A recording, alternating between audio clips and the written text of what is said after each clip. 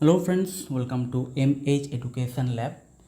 So আজকে video thumbnail থেকে তোমরা বুঝেই গিয়েছো যে আজকে আমরা যে জিনিসটা সম্বন্ধে আলোচনা করব সেটা হচ্ছে আমাদের রিসেন্টলি 15তম প্রেসিডেন্ট হিসেবে যিনি শপথ গ্রহণ করেছেন, ম্যাডাম দ্রৌপদী মুর্মু।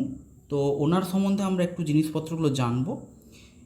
প্রথমে আমরা ওনার সম্বন্ধে জানবো, ওনার অ্যাচিভমেন্টস কি, ওনার ব্যাকগ্রাউন্ড, ওনার সম্বন্ধে কিছু পার্সোনাল ইনফরমেশান আমরা জানবো।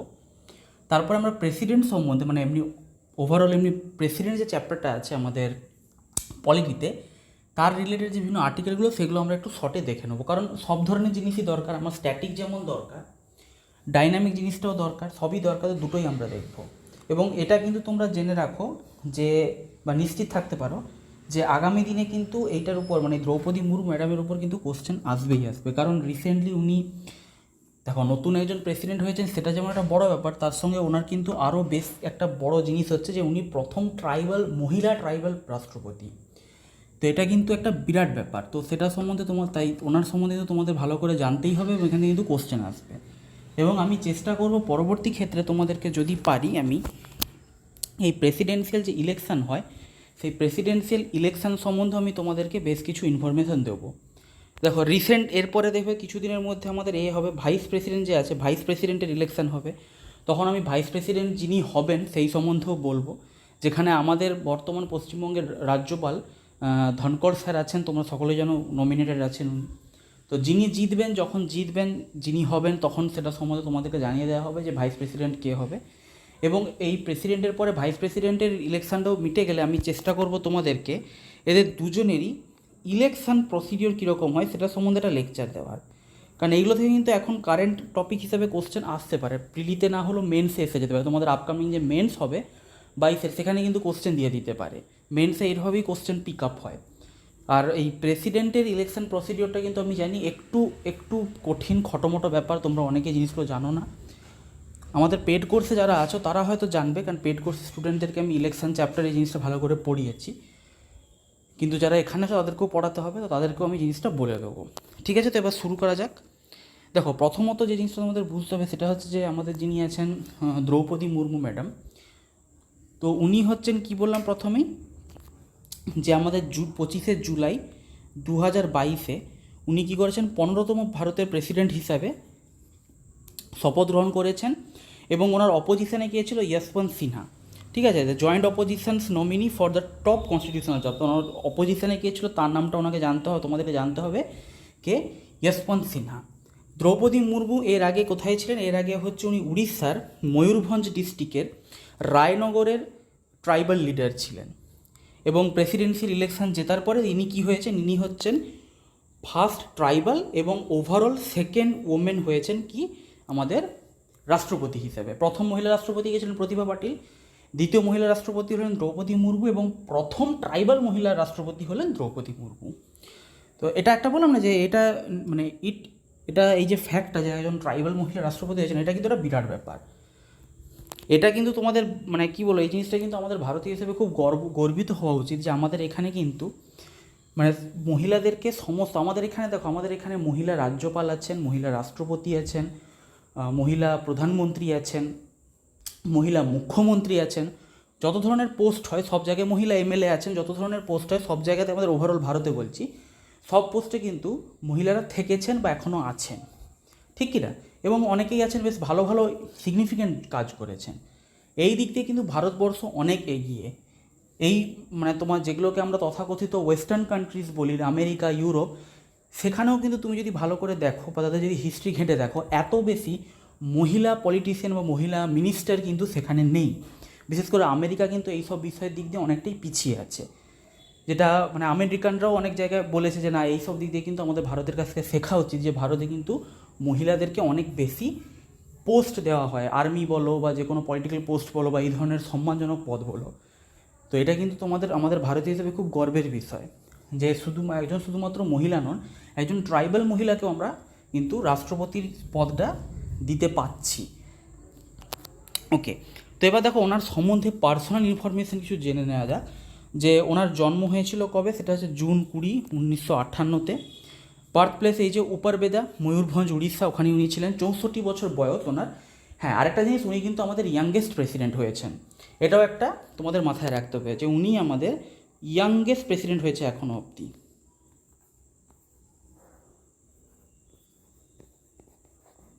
এর আগে ইয়াংগেস্ট ছিলেন নীলম সঞ্জীবা রেড্ডি ছিলেন ইয়াংগেস্ট, এখন উনি হচ্ছেন ইয়াংগেস্ট হয়েছেন দ্রৌপদী মুর্মু। 64 বছর 1 মাস বা এই টাইপের কিছু একটা আছে, মানে মাসটা হিসাবে উনি সব থেকে ইয়াংগেস্ট, 64 ইয়ার্স ওনার এজ। প্যারেন্টসদের মধ্যে দেখো, প্যারেন্টস হচ্ছে আমাদের বিরাঞ্চি নারায়ণ টুডু। পলিটিক্যাল পার্টি উনি হচ্ছে অবশ্যই বিজেপি, ভারতীয় জনতা পার্টি থেকে এসেছেন। এডুকেশান হচ্ছে উনি রামাদেবী ইউনিভার্সিটি থেকে পড়াশোনা করেছেন। পোস্ট দেখো, ওনার পোস্ট কতগুলো পোস্ট উনি এর আগে নিয়েছিলেন। উনি ঝাড়খণ্ডের রাজ্যপাল ছিলেন, উনি minister of state for fisheries and অ্যানিম্যালসে ছিলেন, minister of state for commerce and ট্রান্সপোর্টে ছিলেন, member of the Orissa legislative assembly, এত কিছু ছিলেন। ওনার একজন মানে সন্তান হচ্ছে ইতশ্রী মুর্মু বা ইতিশ্রী মুর্মু, এবং ওনার হাজব্যান্ডের নাম, যিনি এখন মারা গেছেন, তিনি হচ্ছেন শ্যামচরণ মুর্মু। তো এখানে কিন্তু একটা জায়গার মধ্যে ওনার সমস্ত পার্সোনাল ইনফরমেশান দিয়ে দেওয়া আছে। এবার দেখো ওনার যে ক্যারিয়ারগুলো ছিল, মানে রাষ্ট্রপতি হওয়ার আগে উনি কী কী সিগনিফিক্যান্ট কাজ করেছিলেন সেগুলো সম্বন্ধে আমরা একটু দেখে নেব। প্রথমত দেখো, দ্রৌপদী মুর্মু কিন্তু কী ছিলেন, টিচার ছিলেন। উনি as a assistant professor Shri Aurobindo integral education and research ইনস্টিটিউটে কাজ করেছিলেন রায়নগরে, এবং junior assistant at the irrigation department of the government of Orissa.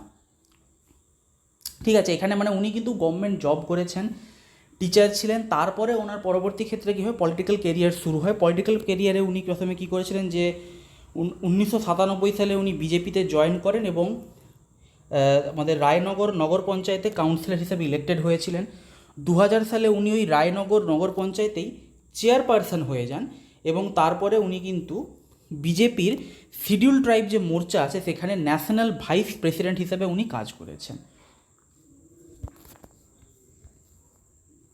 এই ইনফরমেশানগুলো কিন্তু পারলে আমি তোমাদের চেষ্টা করবো পিডিএফটা দিয়ে দেওয়ার, তোমরা পারলে নোট ডাউনও করে রাখতে পারো, স্ক্রিনশটও নিতে পারো। সেখান থেকে কিন্তু একটা না একটা কোশ্চেন তোমরা আপকামিং শুধু WBCS বলে নয়, যে কোনো এক্সামে কিন্তু তোমরা পাবে। নেক্সট দেখো, এবার ওনার যে পজিশানস হোল্ডগুলো উনি হোল্ড করেছিলেন তার টেনিয়রগুলো একটু দেখে নেওয়া যাক। তার টেনিয়রের মধ্যে প্রথমে যেটা আসছে সেটা হচ্ছে উনি যে minister of state with independent charge for commerce and transport ছিলেন, সেটা হচ্ছে মার্চ 2000 থেকে আগস্ট 6, 2000 অবধি। Minister of fisheries and animal resources development উনি হচ্ছে আগস্টের 6, 2002 থেকে মে 16, 2004 অবধি ছিলেন। ফর্মার উড়িষ্যা প্রেসিডেন্ট ছিলেন 2000 সালে, এবং MLA ছিলেন রায়নগর অ্যাসেম্বলি কনস্টিটিউয়েন্সিতে 2004 সালে। তো এই পজিশনসগুলো উনি হোল্ড করেছিলেন। এছাড়া তার গভর্নর ছিলেন, তোমাদেরকে আমি বললামই।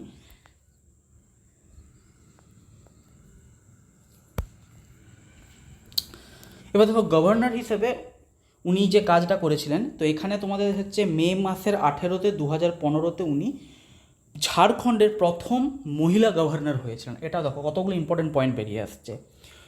এছাড়া উনি ছিলেন প্রথম female tribal leader from Orissa to be appointed as the governor of the Indian state, মানে ইন্ডিয়ান কোনো একটা ভারতীয় রাজ্যের প্রথম ফিমেল ট্রাইবাল গভর্নর হিসেবে উনি অ্যাপয়েন্টেড হয়েছিলেন উড়িষ্যা থেকে। তিনি ছিলেন কে, দ্রৌপদী মুর্মু। মানে ওনার সম্বন্ধে কিন্তু অনেকগুলো সিগনিফিক্যান্ট জিনিস আছে। ইনি কিন্তু ওই ঝাড়খণ্ডের গভর্নর হিসেবে, আচ্ছা এটা মনে রাখবে, উনি বিলং করেন উড়িষ্যা থেকে, বাট উনি রাজ্যপাল ছিলেন কোথাকার, সেটা হচ্ছে ঝাড়খণ্ডের। কারণ অবভিয়াসলি কেউ নিজের হোম স্টেটের রাজ্যপাল হতে পারে না, এটা একটা নিয়ম আছে। তো দ্রৌপদী মুর্মু কিন্তু ওই ঝাড়খণ্ডের গভর্নর হিসাবে 2017 সালে একটা খুব ভালো কাজ করেছিলেন, যে 2017-তে আমাদের একটা আছে ছোটনাগপুর টেনেন্সি অ্যাক্ট 1908 এবং সাঁওতাল পরগনা টেনেন্সি অ্যাক্ট 1949, যেটার আন্ডারে কী হয়, যেটার আন্ডারে হচ্ছে একটা দেয়া থাকে আমাদের যে ট্রাইবাল কমিউনিটি থাকে তাদেরকে একটা ক্ষমতা দেওয়া থাকে, যে ট্রাইবাল কমিউনিটির আন্ডারে যে জায়গাগুলো থাকে, যে ল্যান্ডগুলো থাকে, সেই ল্যান্ডগুলো তারা কমার্শিয়াল পারপাসে কাউকে দিতে পারে, লিজ দিতে পারে। বাট তার কী হবে, তার কিন্তু ওনারশিপটা কখনো চেঞ্জ হবে না। মানে বেসিক্যালি কী হয়, ধরো আমাদের যে ট্রাইবাল এরিয়াগুলো আছে, তো বেশিরভাগ ক্ষেত্রে কি এখানকার মানুষেরা কিছুটা হলেও শিক্ষা দীক্ষায় পিছিয়ে থাকে, একটু গরিব হয় বেশিরভাগ ক্ষেত্রে, সবসময় বলছি না, একটু পিছিয়ে থাকে শিক্ষা দীক্ষায়, গরিব হয়, যেটা তোমরা এই পুরুলিয়া সাইডে গেলে দেখতে পাবে কিছুটা। তো ওখানে কি ওখানকার মানুষেরা দেখা যাবে এত আইন কানুনের ঝঞ্ঝাট বা মারপ্যাচ বোঝে না, তো অনেক সময় দেবে, সিনেমাতেও অনেক সময় দেখা, এটা কিন্তু বাস্তবেও হয় যে বড় বড় কোম্পানি বা পলিটিক্যাল লিডাররা নিজেদের স্বার্থে দেখা যাবে ওদের কাছ থেকে খুব কম দামে হয়তো কায়দা করে জমি লিখিয়ে নিয়ে ওদেরকে বেদখল করে দেয়, সেই জায়গাতে হয়তো ইন্ডাস্ট্রি তৈরি করে। এরকম ঘটনা অনেক ঘটে। তো সেটা যাতে না করতে পারে তার জন্যই হচ্ছে আমাদের এই ছোটোনাগপুর টেনেন্সি অ্যাক্ট আর সাঁওতাল পরগনা টেনেন্সি অ্যাক্ট, এই দুটো ছিল 1908 আর 1949-এর। এবার 2017 সালে কী হয়, 2017 সালে এগুলোর মধ্যে কিছু অ্যামেন্ডমেন্টের দাবি ওঠে। এবার অ্যামেন্ডমেন্টটা কি সেটা ডিটেলস আমি অতটা ডিটেলসে দেখিনি, বাট নিশ্চয়ই সেরকম কিছু ব্যাপার ছিল যেটাকে উনি রিফিউজ করে দিয়েছিলেন, অ্যামেন্ডমেন্টটা উনি করতে দেননি। মানে নিশ্চয়ই সেরকম এমন কিছু ছিল যেখানে ট্রাইবাল যে কমিউনিটিতে তাদের ইন্টারেস্ট হবে, মানে তাদের ইন্টারেস্ট ক্ষয় হবে, সেই জন্য উনি কিন্তু এটাকে আটকে দিয়েছিলেন। তো এটা কিন্তু ঝাড়খণ্ডের গভর্নর হিসাবে এটা কিন্তু একটা বিরাট বড় উনি স্টেপ নিয়েছেন, এটা কিন্তু খুব সিগনিফিক্যান্ট একটা জব। ওকে, তো এরপরে আমরা দেখো তাহলে এখানে আমাদের মোটামুটি দ্রৌপদী মুর্মু ম্যাডাম সম্বন্ধে আমরা ইনফরমেশান দিয়ে দিলাম। যতটুকু ইনফরমেশান তোমার দরকার ছিল আমি কিন্তু তোমাদের সব দিয়ে দিয়েছি। এর বাইরে পরীক্ষায় কিন্তু কিছু আসবে না, যে কোশ্চেন আনসার হলে এখান থেকেই আসবে। হ্যাঁ, এরপর উনি প্রেসিডেন্ট হওয়ার পরে ওনার টেনিওরে যদি কোনো সিগনিফিক্যান্ট কাজ করেন তো সেটা পরে নিউজ হলে অবভিয়াসলি ডিসকাস করা হবে এবং সেটাও তোমাদের জানতে হবে। বাট এখন এটাই তোমাদের ইনফরমেশান ওনার সম্বন্ধে। আচ্ছা, এরপরে দেখো আমরা কী করে, যেটা তোমাদের আমি বলেছিলাম যে প্রেসিডেন্টের, তো এখানে দেখো একটা মাইন্ড ম্যাপের মাধ্যমে পুরো জিনিসটাকে শর্টে দেখে নেবো, ঠিক আছে? তো এই ধরনের মাইন্ড ম্যাপ আমি কিন্তু আমাদের পেড কোর্সে প্রচুর ইউজ করেছি, যারা পড়ো তারা জানো, প্রত্যেকটা জায়গাতে আমি এখানে এই ধরনের মাইন্ড ম্যাপ ইউজ করেছি। তো প্রথমে দেখো আর্টিকেলগুলো সম্বন্ধে কী লেখা আছে, প্রেসিডেন্ট সম্বন্ধে আর্টিকেলগুলো। প্রথমত যে আর্টিকেল 52, আর্টিকেল 52-তে কী বলা হয়েছে, যদি আর শ্যাল বি এ প্রেসিডেন্ট, একজন প্রেসিডেন্ট আমাদের দেশের থাকবেন। নেক্সট আমাদের আর্টিকেল 53-তে কী বলা হয়েছে, আর্টিকেল 53-তে বলা হয়েছে যে ওনার এক্সিকিউটিভ পাওয়ার যে আছে, মানে বেসিক্যালি তোমরা বলতে পারো বিভিন্ন যে ভেটো পাওয়ার থাকে, এগুলো তোমাদের ডিটেলসে যদি মানে এখানে অত বলা সম্ভব নয়, জাস্ট জিনিসগুলো বলে দিচ্ছি। আমাদের পেড কোর্সে যারা থাকবে তারা এই জিনিসগুলো জানবে, ঠিক আছে? বা তোমরা অনেকে বলবে স্যার বারবার আপনি বলছেন পেড কোর্সে। তো দেখো অ্যাকচুয়ালি ইউটিউবের শর্ট স্প্যানের মধ্যে এত ডিটেলসে বোঝানো সম্ভব নয়, কারণ এত ডিটেলসে বোঝাতে গেলে তোমরাই দেখবে না, ভিডিও বড় হয়ে যাবে। শুধু প্রেসিডেন্ট পড়াতেই আমার হয়তো 1 ঘন্টা সময় লেগে যাবে, ভিডিও বড় হয়ে যাবে, তোমরা দেখবে না। তো এখানে আমি ওই জন্য টু দি পয়েন্ট যে জিনিসগুলো পরীক্ষা এক্সামে আসে বেশি সেইগুলো বোঝাচ্ছি। ডিটেলসে জানতে গেলে তোমরা অবভিয়াসলি লক্ষ্মীকান্ত ফলো করতে পারো, বা আমাদের পেড কোর্সে যারা আছো তারা আমাদের নোটস ফলো করতে পারো। আর বইয়ে তো আমি এমনিতেও বলে দিয়েছি কোন কোন বই ফলো করতে হবে। তো এখানে যেটা বলা হয়েছে আর্টিকেল 53-তে যে ওনার এক্সিকিউটিভ পাওয়ার যেগুলো থাকবে সেগুলো উনি ডাইরেক্টলি ইউজ করতে পারেন, অথবা ওনার সাবঅর্ডিনেটকে দিয়ে করিয়ে নিতে পারেন। ওনার সাবঅর্ডিনেট মানে কিন্তু গভর্নরও হবে, গভর্নরও কিন্তু প্রেসিডেন্টের আন্ডারে আসেন। এবং এই সেম আর্টিকেলে কী বলা হয়েছে যে উনি হচ্ছেন আমাদের ডিফেন্স ফোর্স যে আছে, ডিফেন্স ফোর্সের সুপ্রিম কমান্ডার হচ্ছেন প্রেসিডেন্ট। আর্টিকেল 53-তে আর্টিকেল 54-এ কী বলা হয়েছে, আর্টিকেল 54-এ ওনার ইলেকশানের জন্য, ইলেকশান থেকে রিলেটেড দুটো আর্টিকেল আছে, আর্টিকেল 54 অ্যান্ড 55। এটা মাথায় রাখবে। প্রসেস অফ ইলেকশান কীভাবে হয় সেটা যদি জিজ্ঞেস করে তাহলে কী হবে, তাহলে হবে আর্টিকেল 55। বাট আর্টিকেল 54 মানে ইলেকশান, এখানে কী বলা হচ্ছে যে ইলেকশানের জন্য, প্রেসিডেন্টের ইলেকশানের জন্য যে ইলেকটোরাল কোলাজ তৈরি করা হবে। ইলেকটোরাল কোলাজ মানে হচ্ছে যে কমিটিটা তৈরি করা হবে যারা ভোটিংটা করবে প্রেসিডেন্টের, কারণ প্রেসিডেন্টের তো ইনডাইরেক্ট ইলেকশান হয়, ডাইরেক্ট ইলেকশান হয় না, সাধারণ মানুষ তো এখানে ভোট দেয় না। ভোট দেবে কারা, সেটা হচ্ছে ইলেকটোরাল কোলাজের যে মেম্বার। ইলেকটোরাল কোলাজের মেম্বার কারা হবে, তারা হচ্ছে আমাদের যে পার্লামেন্টের যে দুটো হাউস আছে, পার্লামেন্টের মানে আমাদের লোকসভা এবং রাজ্যসভার যে আছে তাদের ইলেক্টেড মেম্বাররা, এবং একই রকমভাবে কোনো একটা স্টেটের যে বিধানসভা আছে মানে লেজিসলেটিভ অ্যাসেম্বলি, তার ইলেক্টেড মেম্বাররা। মনে রাখবে elected member, not selected member. Selected মেম্বাররা এখানে পার্টিসিপেট করতে পারবে না, শুধুমাত্র ইলেক্টেড মেম্বাররাই কী করবে, এখানে ভোটদানের অধিকার পাবে।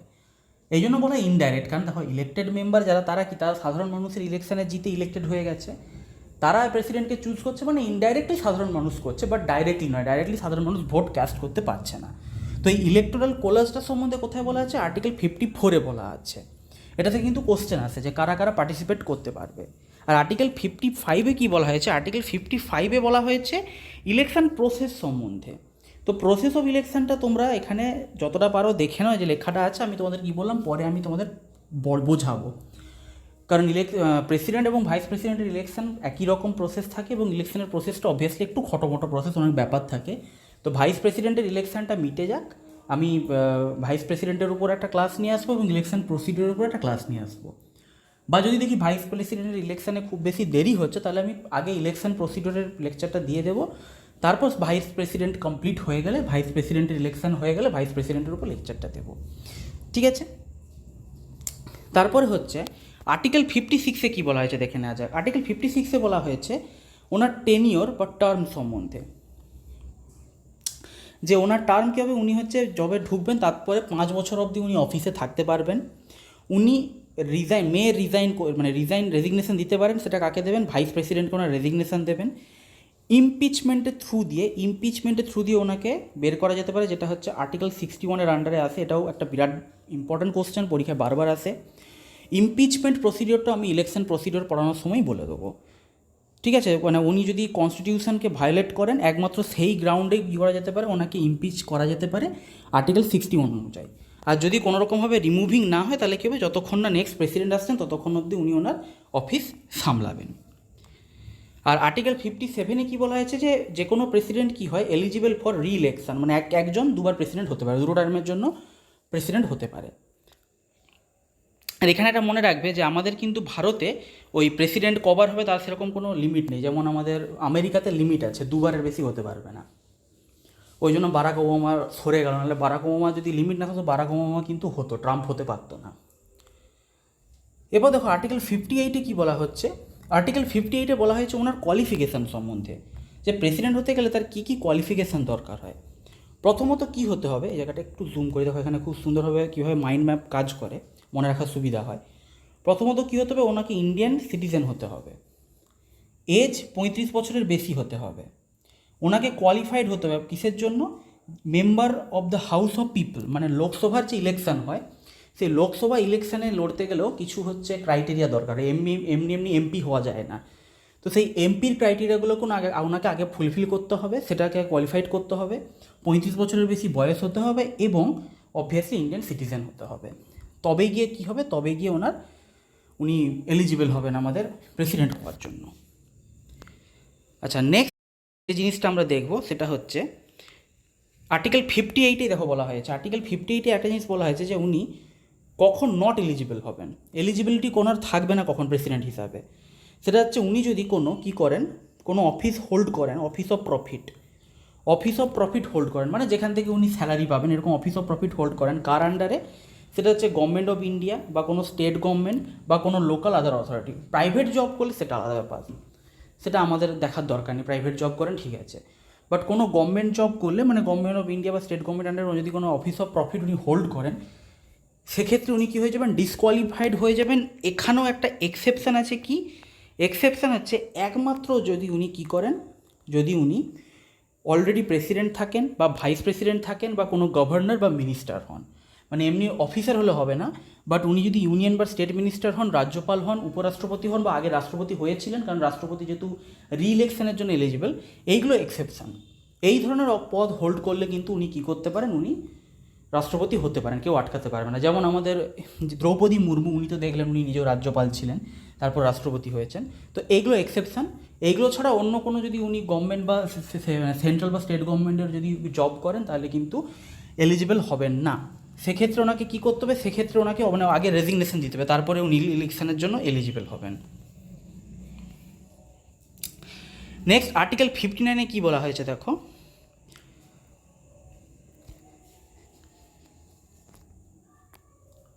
আর্টিকেল 59-এও কিন্তু ওই জিনিসটাই বলা হয়েছে, যে conditions of the office hold করতে পারবেন কখন, এই যে নট এ মেম্বার অফ কি আইদার হাউস, মানে স্টেট বা ইউনিয়ন যে গভর্নমেন্ট থাকে তাদের কোনো হাউসের মেম্বার হওয়া চলবে না। ইফ এ মেম্বার, ওনাকে যদি কোনো মেম্বার হয়ে থাকেন, দেখো এখানে কি বলা হচ্ছে, মেম্বার মানে কি এমপির কথা বলা হয়েছে, মিনিস্টার হলে আলাদা ব্যাপার, কারণ মিনিস্টার হতে পারেন সেটা প্রথমেই বলা হচ্ছে। এমপি হওয়া চলবে না, এমপি না হলেই ঠিক হলো, ঠিক আছে, এমপি হওয়া চলবে না। আর যদি উনি যদি এমপি হয়েও থাকেন, তাহলে ওনাকে কী করতে হবে, সিটটাকে আগে কী করতে হবে, ভ্যাকেট করতে হবে, মানে প্রেসিডেন্ট হিসাবে শপথ গ্রহণের আগে ওনাকে সেই পদটা ত্যাগ করতে হবে, নাহলে হবে না। Again shall not hold any office of profit during his term, shall not diminish MLS, এগুলো আছে আর কিছু না সেরকম। নেক্সট এবার আমরা যেটা দেখবো আর্টিকেল 62। আর্টিকেল 61টা বলে দিলাম ইমপিচমেন্ট। আর্টিকেল 62তে কী বলা হয়েছে? আর্টিকেল 62তে যেটা জিনিসটা বলা হয়েছে সেটা হচ্ছে,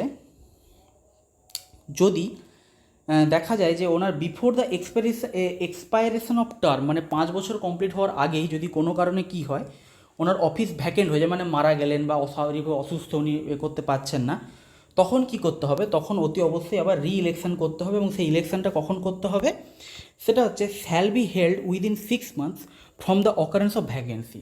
মানে একজন পদত্যাগ করলেন, তারপরে 6 মাসের মধ্যেই কিন্তু আবার রি ইলেকশন করতে হবে।